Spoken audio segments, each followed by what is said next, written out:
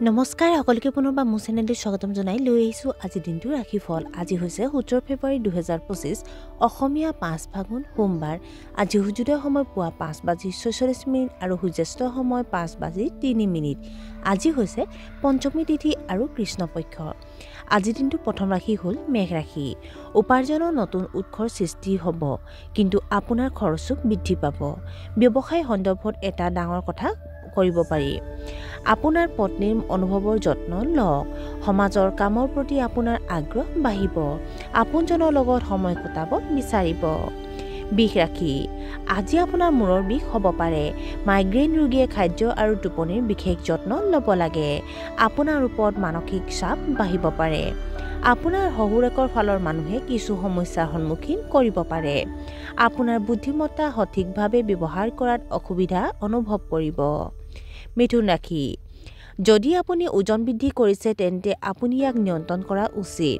মানুহে আপোনাক সমালোচনা কৰিব। আপোনাৰ জীৱনসংগীৰ সৈতে বিবাদ হ'ব পাৰে। গধুৰ খাদ্য খাব নালাগে। ইয়াৰ ফলত কঁকালৰ বিষ আৰু পেটৰ অসুখ হ'ব পাৰে। আজি বহুত দৌৰিব লাগিব। কৰ্কট ৰাশি। আপোনাৰ কৰ্মক্ষেত্ৰত পৰিৱেশ সুখদায়ক হ'ব। চিকিৎসা পেছাদাৰীসকলৰ আয় বৃদ্ধি হ'ব। আপোনাৰ ল'ৰা ছোৱালীবোৰ অতি অনুশাসিত হ'ব। আপুনি আপোনাৰ আত্মীয়ৰ ঘৰলৈ যোৱাৰ সুযোগ পাব। ধৰ্ম প্ৰৱণতা থকা মানুহৰ লগ পাব। আজি আপোনাৰ অতি লঘু মেজাজত থাকিব। সিংহ ৰাশি। কিছুমান পুৰণি ৰোগে আপোনাক আকৌ অসুবিধা দিব পাৰে। বিজ্ঞান আৰু প্ৰযুক্তিবিদ্যাৰ প্ৰতি আপুনি অতিশয় আগ্ৰহী হ'ব। ঘৰতে থাকিবলৈ মন নাযাব। আপুনি হয়তো তীৰ্থযাত্ৰালৈ যাব পাৰে। আপুনি আপোনাৰ একাউণ্টত স্বচ্ছতা বজাই ৰাখিব। নিজৰ আত্মসন্মানৰ লগত আপোচ নকৰিব। কন্যা ৰাশি। নতুন চাকৰিৰ সুযোগ পাব। আপোনাৰ দৈনন্দিন কাম কাজ সংগঠিত হ'ব। পৰিয়ালৰ সদস্যৰ ওপৰত নিজৰ হতাশা প্ৰকাশ নকৰিব। পাৰিবাৰিক উত্তেজনা নাইকিয়া হৈ যাব। অজ্ঞাত কাৰণত আপোনাৰ উদ্বিগ্নতা আহিব। আপুনি সম্পূৰ্ণৰূপে নিজৰ কেৰিয়াৰত মনোনিৱেশ কৰিব। ব্যৱসায়ত আপুনি ডাঙৰ আৰ্থিক সুবিধা পাব পাৰে। তুলা ৰাশি। আইনী বিষয়ত আপুনি সুবিধা লাভ কৰিব। আপোনাৰ বিৰোধীসকল আপোনাৰ বিৰুদ্ধে সক্ৰিয় হ'ব। সমাজত আপোনাৰ সুনাম বাঢ়িব। পৰীক্ষাৰ ফলাফল আপোনাৰ পক্ষত হ'ব পাৰে। আপুনি হয়তো আপোনাৰ দেউতাকৰ লগত গুৰুত্বপূৰ্ণ বিষয়বোৰ আলোচনা কৰিব পাৰে। অতি উৎসাহৰ বাবে আপোনাৰ কাম নষ্ট হ'ব পাৰে। বৃশ্চিক ৰাশি।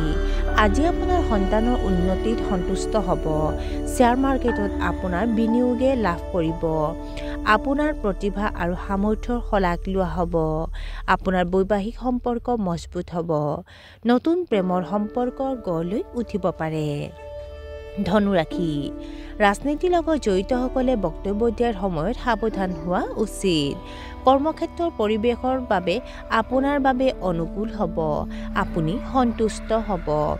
ব্যয় বৃদ্ধিৰ বাবে আপুনি হতাশ হ'ব পাৰে। শিশুৰ স্বাস্থ্যজনিত সমস্যা হ'ব পাৰে। ছাত্ৰ ছাত্ৰীসকলে নিজৰ লক্ষ্যৰ প্ৰতি আনুগত্যশীল হৈ থাকিব লাগে। মকৰ ৰাশি। পুনৰ আৰম্ভ হ'ব বাকী থকা কামবোৰ। অতি উৎসাহেৰে কোনো নতুন কাম আৰম্ভ নকৰিব। গাড়ী চলোৱাৰ সময়ত যান বাহনৰ নিয়ম মানি চলক। আপুনি আঘাত পাব পাৰে। আপুনি আপোনাৰ পিতৃ মাতৃৰ স্বাস্থ্যক লৈ চিন্তিত হ'ব। শহুৰেকৰ পৰা আৰ্থিক সুবিধা পাব। কুম্ভ ৰাশি। কৰ্মক্ষেত্ৰত কিছুমান নেতিবাচক পৰিস্থিতিৰ সন্মুখীন হ'ব লাগিব। অপ্ৰয়োজনীয় খৰচ নিয়ন্ত্ৰণ কৰক। আপোনাৰ প্ৰেমৰ সম্পৰ্কত বিসংগতি হ'ব পাৰে। কঠোৰ শব্দ কোৱাৰ পৰা বিৰত থাকিব লাগে। শহুৰেকৰ লগত সম্পৰ্ক নষ্ট নকৰিব। আৰু আজিৰ দিনটোৰ শেষৰ ৰাশিটো হ'ল মীন ৰাশি। ব্যৱসায়ত ডাঙৰ ডাঙৰ সুযোগ পাব পাৰে। ছ'চিয়েল মিডিয়াত আপুনি অতি সক্ৰিয় হ'ব। নিৰ্মাণ কামত আপুনি ডাঙৰ ফলাফল পাব। চাকৰিত আপোনাৰ ঊৰ্ধ্বতম বিষয়াৰ পৰা প্ৰশংসা পাব। সম্পত্তি ক্ৰয় বিক্ৰয়ৰ পৰা আপুনি আৰ্থিক সুবিধা লাভ কৰিব।